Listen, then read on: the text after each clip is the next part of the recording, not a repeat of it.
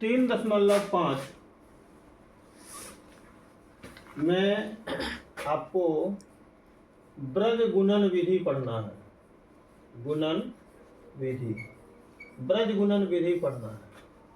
तो 3.5 का 1 नंबर में कहता है कि अगर दो समीकरण युग्म,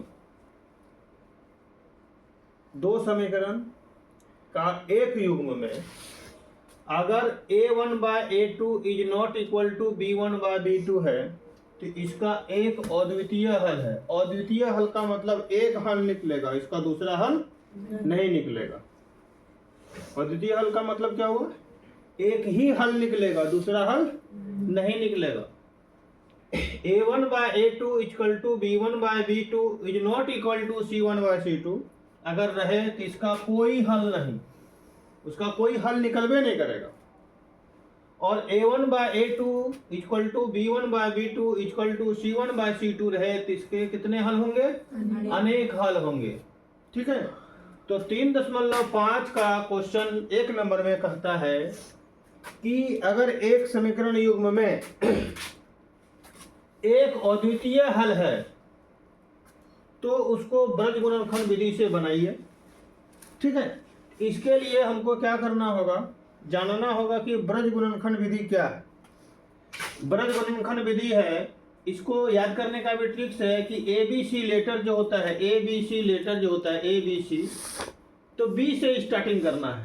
B1, B2, B के बाद C आया, C1, C2, C के बाद पुनः A में आ जाइए, A1, A2, फिर B1, B2।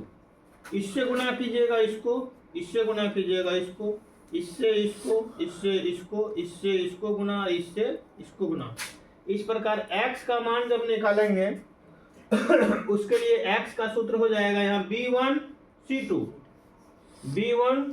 C2 minus B2 C1 y का निकालने के लिए क्या हो जाएगा? C1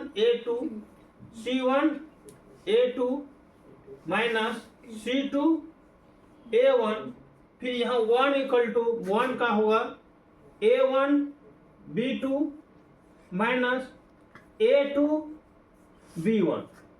ठीक है, ये आपका बाजरे गुणनखंड विधि का सूत्र है। ठीक है, कट।